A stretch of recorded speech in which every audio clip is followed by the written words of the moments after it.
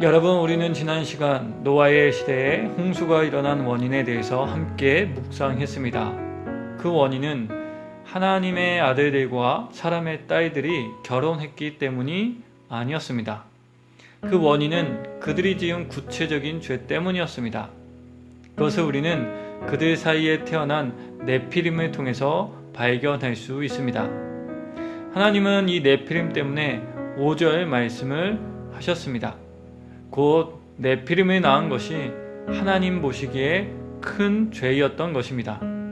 그렇다면 그 큰 죄가 무엇이었을까요?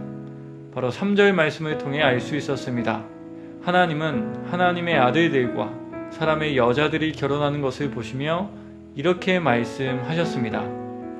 생명을 주는 나의 영이 사람 속에 영원히 머물지 않을 것이다. 그들의 생명은 120년이다. 곧 하나님은 그들이 영원히 살지 못할 것이라 말씀해 주셨습니다. 여러분, 좀 이상하지 않나요? 왜 하나님께서는 갑자기 생명의 제한을 두시는 말씀을 하셨을까요? 이는 하나님의 아들들과 사람의 딸이 결혼해서 계획했던 것이 영원히 사는 것과 관련이 있기 때문이 아니었을까요? 그렇기 때문에 하나님께서 너희는 120살까지밖에 살지 못할 것이다 라고 말씀하신 것이 아닐까요? 그렇습니다. 그들은 에덴 동산에서 하나님의 주 되심을 인정하지 않고 죄의 지배를 받아 잃어버린 영원한 생명을 자신들의 방식으로 되찾으려 했던 것입니다. 하나님께 돌아가기보단 스스로 하나님의 능력을 소유하길 바랬던 것입니다. 그리고 바로 그 결과물이 네피림이었습니다. 지금으로 이야기하면 유전자 결합으로 새로운 인류를 만든 것입니다. 곧 그들은 하나님을 부인하며 스스로 하나님이 되어 하나님이 하신 것처럼 새로운 인류를 만들 뿐만 아니라 하나님만이 주실 수 있는 영원한 삶을 얻기 바랬던 것입니다. 참 이상하죠? 그들은 하나님을 믿는 것은 거부했지만 하나님이 주시고자 한 것은 원했습니다. 하나님은 미워했지만 하나님이 우리에게 주시고자 하신 것은 사랑했습니다. 그렇다면 여러분, 이들의 계획은 성공했을까요? 그들이 계획한 네피림은 민수기 13장에서 한 번 더 나오고 더 이상 성경에 나타나지 않습니다. 이것은 곧 그들의 계획이 이루어지지 않았다는 것을 의미합니다.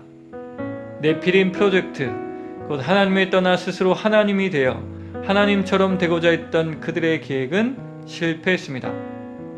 그런데요, 여러분, 지금도 이 네피림 프로젝트는 가동되고 있습니다. 호모 사피엔스가 호모 데우스가 되길 바라고 있습니다. 그러나 여러분, 정말 우리가 신이 되면 세상은 좋아지고 사람들은 행복해질까요? 여러분, 만약 여러분이 창조주 하나님이라면 이 상황을 어떻게 받아들이겠습니까?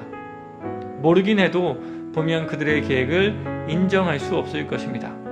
또한 앞으로 일어날 혼란스러운 일로 걱정할 수밖에 없었을 것입니다.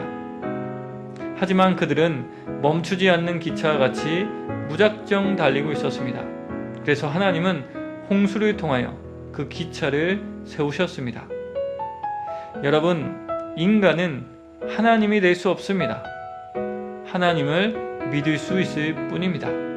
또한 인간이 스스로 하나님이 되어 살아갈 때 그 삶과 사회는 병들 수밖에 없습니다. 인간은 하나님 안에 있을 때 비로소 잘 살아갈 수 있습니다. 이것에 대해선 다음 시간에 다시 한번 이야기해 보겠습니다. 모쪼록 오늘 나타난 인간의 죄를 보며 이와 같은 죄를 짓지 않는 우리 모두가 되길 원합니다. 스스로 하나님이 되는 것이 아닌 하나님을 믿고 의지하며 살아가는 우리 모두가 되길 주님의 이름으로 강복하며 이 말씀을 전해드렸습니다. 함께 찬양 들으며 오늘 하루를 마무리하겠습니다.